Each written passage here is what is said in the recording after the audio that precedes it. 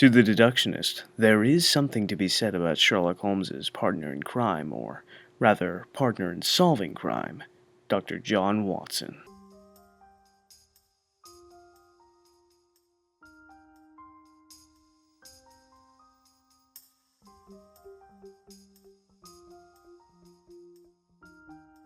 Holmes and Watson are in many ways opposites.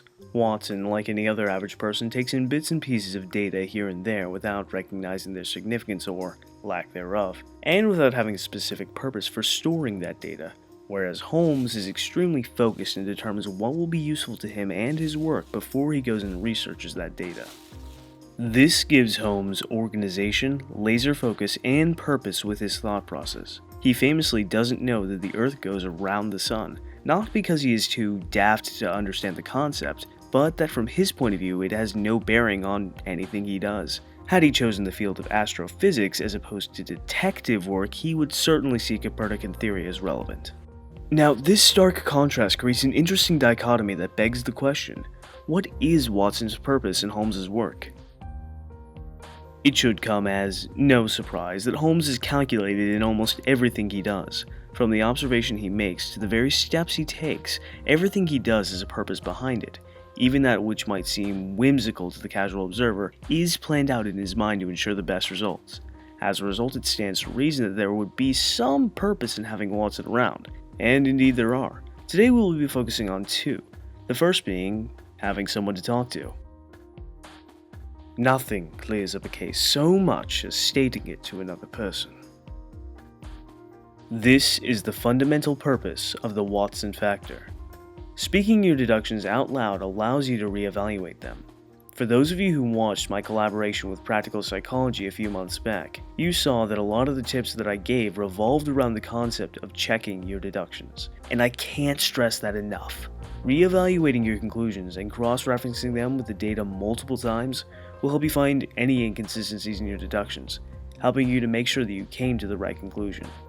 A study was conducted by the American Psychology Association, which concluded that, quote, the results appeared to indicate that requiring S's to verbalize during practice has the effect of making them think of new reasons for their moves, and thus facilitates both the discovery of general principles and their employment in solving successive problems.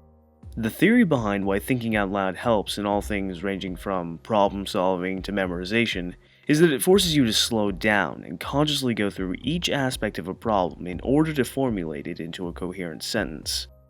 This lines up with what we have talked about before in terms of mindfulness.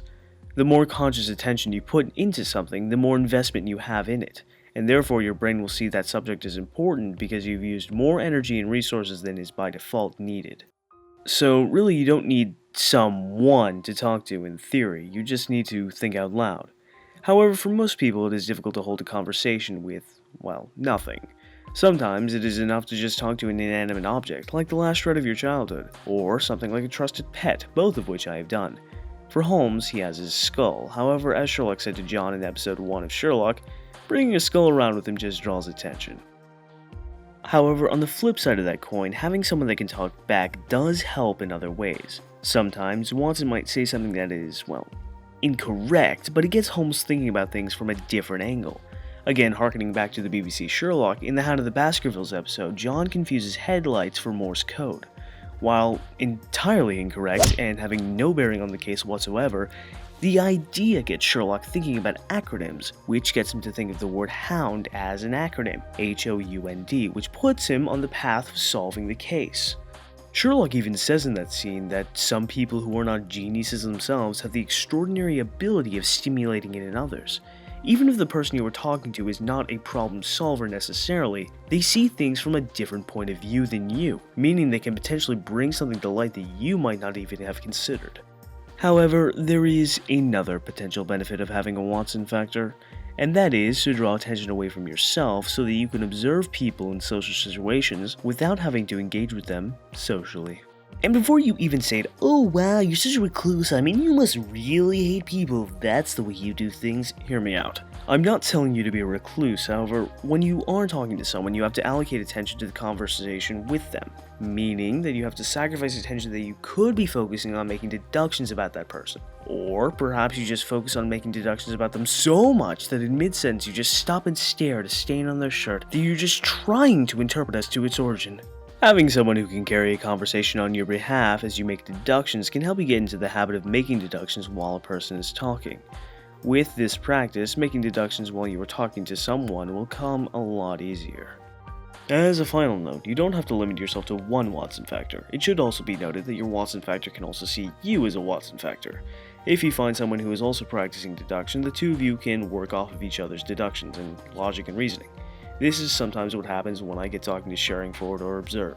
Also, remember that the aim is not to make yourself look smarter or anything like that by creating a contrast between you, a problem solver, and someone who is not a problem solver. The object is to evaluate and re-evaluate your deductions and open up new avenues of thought that you might not have considered because of the way you are inclined to see the world. The whole idea of having a Watson factor is based in the inherent skepticism you should have in your own conclusions and thought processes. Having someone to talk to opens your mind, makes you more analytical and objective, and those are two key things that increase your deductive abilities.